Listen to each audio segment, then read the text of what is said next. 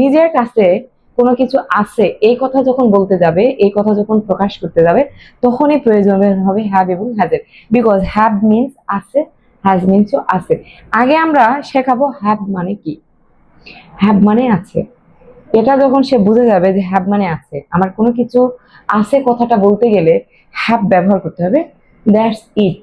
সেই বাচ্চার জন্য এতটুকু এনাফ যে হ্যাভ মানে আছে। এখন তাকে বলেন তার কাছে কি কি আছে সেটা যেন বলে।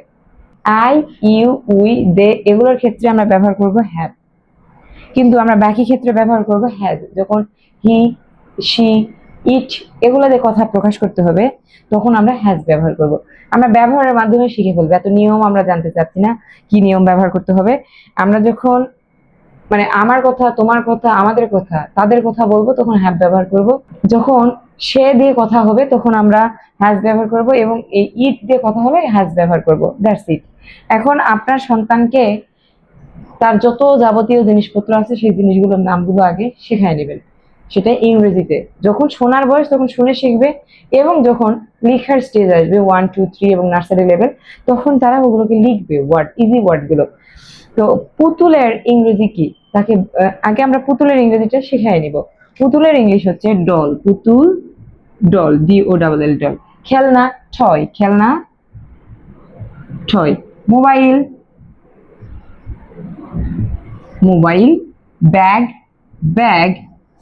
আমরা স্কুল ব্যাগ দিয়ে এটাকে ইয়ে করতে পারি। সব বাচ্চার কাছে একটা করে পেন্সিল থাকে, পেন্সিল। আর একটা আছে টেলিভিশন, আমরা বাসায় যেটা রাখি, টিভি বলতে পারি সহজে, টিভি। তো এখন আমরা আগে আগে হ্যাভ হ্যাজের অর্থ জেনে নিব, আমরা ওয়ার্ড গুলোর অর্থ জেনে নিব। যেহেতু আছে কথা বোঝাচ্ছে, মালিকানাধীন, তখন অবশ্য অবজেক্টের নেম হবে, অবজেক্ট অফ দ্য থিংস, জিনিসপত্রের নাম জানতে হবে। এখানে কোনো কাজ বোঝাচ্ছে না যে আমি এটা করতেছি বা আমি এটা করছি, এখানে বোঝাচ্ছে আমার কাছে আছে। তো আমার কাছে অবশ্যই জিনিস থাকে, তো এই জিনিসের নামগুলো আমরা আগে শিখে নেব। যেমন আই হ্যাভ আ ডল, আমার একটি পুতুল আছে, আই হ্যাভ এ ডল। আমরা এই ক্ষেত্রে এ মানে একটি, এই কথাটাও শিখাই দিতে পারি। এ মানে একটি, যখন একটি জিনিস আমরা বলবো তখন এ ব্যবহার করতে পারি।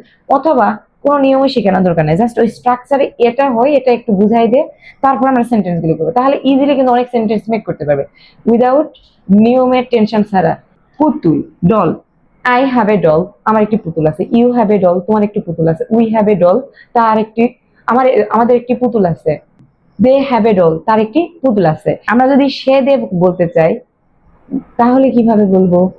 শি হ্যাজ আ ডল, তার একটি পুতুল আছে, তার একটি পুতুল আছে, তার একটি পুতুল আছে। She has a doll, she has a toy, she has a mobile, she has a bag, she has a pencil, he has a TV, তার একটি মোবাইল আছে, তার একটি খেলনা আছে, তার একটি ব্যাগ আছে। এভাবে আমরা বলবো। আবার আমরা কিভাবে বলবো?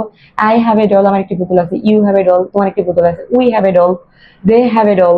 এইভাবে আমরা কিন্তু প্রতিটাকে 5 ভাবে, 6 ভাবে, 7 ভাবে বারবার বলবো। এতে কি হবে? ফ্লুয়েন্সিটা বাড়বে, বলার ক্যাপাবিলিটি বাড়বে, শোনার ক্যাপাবিলিটি বাড়বে, এবং যখন তার মধ্যে অনেক ভোকাবুলারি এসে যাবে অটোমেটিক্যালি তার অজান্তে, তখন যখন একাডেমিক পড়বে এই বিষয়গুলোকে আর জটিল মনে হবে না। জটিল যখন মনে হবে না তখনই সে ইজিলি এগুলো আনন্দের সাথে করতে পারবে। আর শেখার বিষয় সেটা বাংলা ইংরেজিতে কোনো কথা নয়, ইংরেজির একটা ডিমান্ড আছে বিধায় হয়তোবা এগুলা পার্টগুলো এইভাবে দেখানো হচ্ছে। তো বাংলাটার ক্ষেত্রেও তাই, সাবলীল ভাবে বাংলা রিডিং করতে পারছি কিনা। আপনি যদি 1 এর বাচ্চা হয়, তাকে এই পুরো জিনিসটা রিডিং করতে পারার কথা। সেই পুতুল কথাটা বলতে পারছে কিনা বানান করে, খেলনা বলতে পারছে কিনা বানান করে, মোবাইল দেখার পরে বানান করে বলতে পারছে কিনা, ব্যাগ বানান করতে পারছে কিনা, এটাও কিন্তু অবশ্যই জানা জরুরি। আপনি আপনার এই স্ক্রিনে পজ দিয়ে এগুলো একটু বানান করতে দিবেন। কয়টা বানান করতে পারছে একটু কমেন্ট সেকশনে জানাবেন। আর আজকের লেসন এতটুকুই। লেসনটি যদি ভালো লেগে থাকে একটি শেয়ার, লাইক, কমেন্ট করে দিবেন, এবং অবশ্যই আপনাদের যদি কোনো রিকোয়ারমেন্ট ক্লাস থেকে থাকে সেটাও জানাবেন। আল্লাহ হাফেজ।